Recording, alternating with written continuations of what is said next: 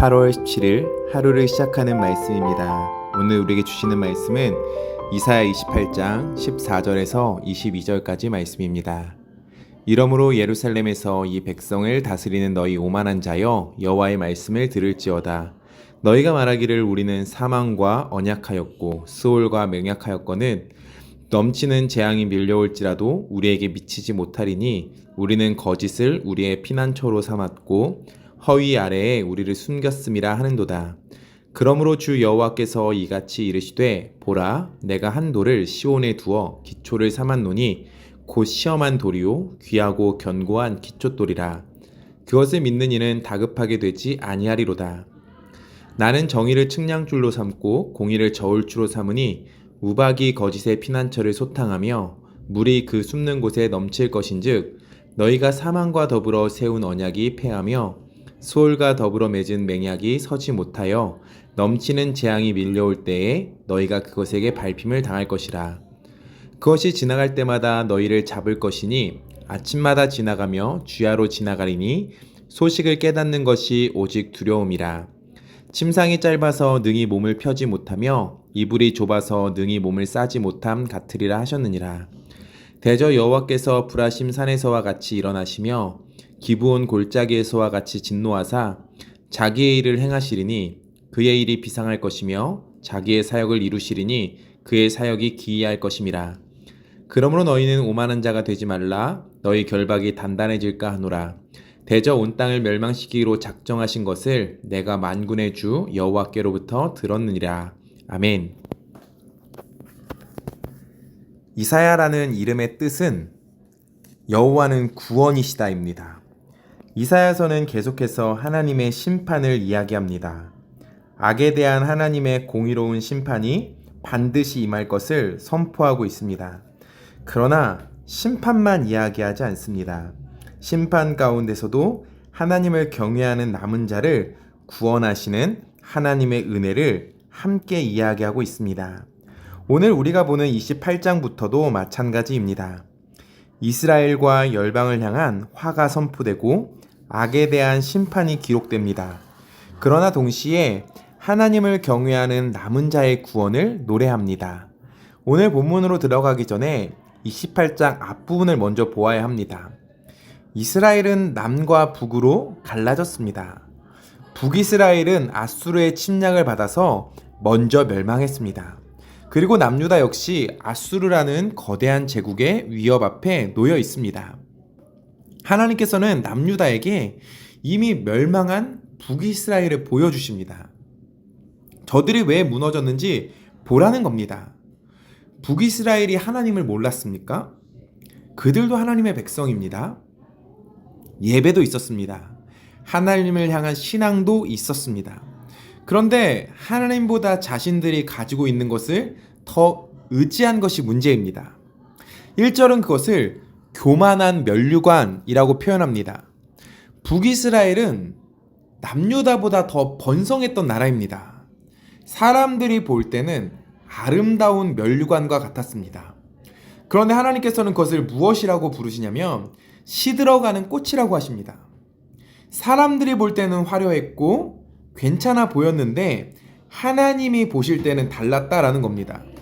여기에서 신앙의 중요한 질문이 있습니다. 내가 나를 평가하는 것과 하나님께서 나를 평가하시는 것이 같지 않다라는 겁니다. 우리는 내 스스로 나를 평가할 때 괜찮다, 잘하고 있다라고 생각할 수 있습니다. 열심히 예배도 드리고 교회도 섬기고 가정도 지키려고 애를 쓸 수 있습니다. 이 정도면 괜찮겠지. 우리 스스로 평가할 수 있지만 하나님께서 보시는 것은 다를 수 있습니다.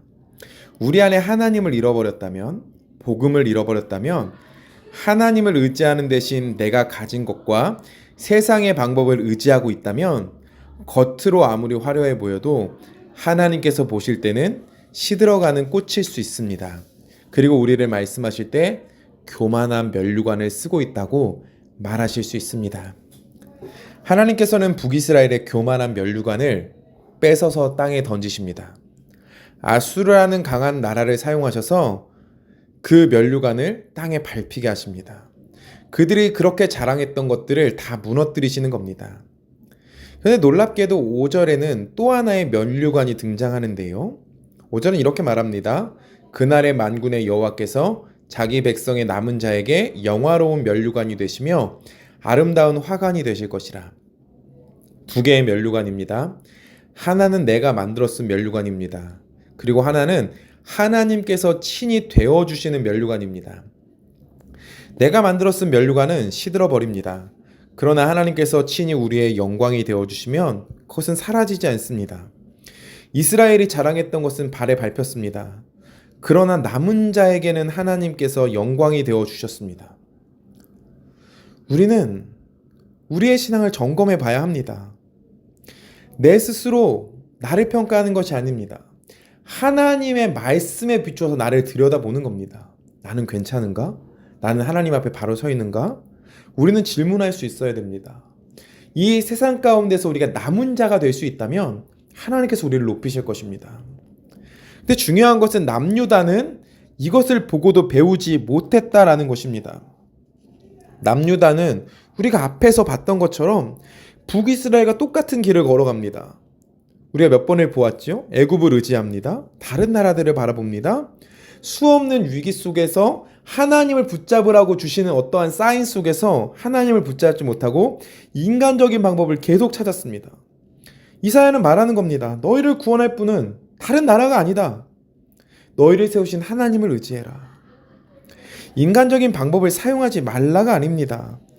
마음을 보라는 겁니다. 하나님을 의지하느냐? 하나님을 신뢰하느냐? 아니면 너희들이 만들어 놓은 안전장치를 더 신뢰하느냐입니다. 그래서 14절에서 예루살렘의 지도자들을 향해서 이렇게 말씀하시는 겁니다. 예루살렘에 있는 이 백성을 다스리는 너희 오만한 자여 여호와의 말씀을 들을지어다. 그리고 15절에서 무엇을 폭로하십니까? 우리는 사망과 언약하였고 스올과 맹약하였은즉 넘치는 재앙이 밀려올지라도 우리에게 미치지 못하리니 라고 합니다. 자, 보십시오. 그들은 오만한 자가 되어 있습니다. 그리고 그들이 말하는 것은 이것입니다. 재앙이 밀려와도 우리에게는 미치지 않습니다. 우리는 안전합니다 라는 겁니다. 아수르가 몰려와도 우리에겐 대책이 있다라는 겁니다. 그러나 하나님께서는 그들이 만들어 놓은 안전장치를 이렇게 말씀하시는데 너희가 거짓을 피난처로 삼았다라고 하십니다. 우리는 괜찮습니다. 우리는 안전할 것입니다. 피난처가 있습니다 라고 이야기했는데 하나님은 그것이 거짓되었다라고 말하십니다. 우리는 하나님께서 주신 수단이 아니라 내가 하나님 대신 의지하는 어떤 것을 끊임없이 만듭니다. 우리는 신앙생활을 한다고 하나님을 의지한다고 말하지만 정작 우리는 하나님을 잘 의지하지 않습니다. 하나님 대신 의지할 많은 피난처들을 만듭니다. 그리고 나는 안전하다고 여길 수 있습니다. 돈이 있으면 마음이 편합니다. 돈이 없으면 하나님이 계셔도 불안합니다. 사람이 내 편이면 괜찮지요? 그러나 사람이 떠나면 하나님이 계셔도 무너집니다. 우리는 무엇을 믿고 있는 것입니까? 하나님입니까? 하나님께서 주신 것들입니까? 하나님을 믿는다고 말하지만 하나님께서는 이렇게 물으실 수 있습니다. 그렇다면 왜 그것이 없으면 두려워하느냐고요. 16절을 보면 하나님께서 하나의 돌을 보여주십니다. 그러므로 주 여호와께서 이같이 이르시되 보라 내가 한 돌을 시온에 두어 기초를 삼았노니 시험한 돌이요 귀하고 견고한 기초돌이라 라고 하십니다. 사람들은 자기들의 피난처를 만들었습니다. 그런데 하나님께서 말씀하십니다. 내가 놓은 것이 있다고요. 사람들이 만든 피난처와 하나님이 놓으신 기초를 대조시키십니다. 하나님께서 놓으신 것은 하나의 돌처럼 보입니다. 별것 아닌 것처럼 보입니다. 그러나 그 돌이 모든 것을 바치는 기초가 된다라고 말합니다. 신약 성경은 이 말씀을 예수 그리스도에게 연결합니다. 바울은 로마서 9장에서 이 말씀을 인용하고 베드로도 베드로전서 2장에서 이 말씀을 예수 그리스도에게 적용합니다. 하나님께서 우리의 인생에 놓아주신 견고한 기초가 무엇이냐? 예수 그리스도라고 합니다. 세상의 모든 것은 흔들립니다. 건강도, 재정도, 관계도 흔들립니다.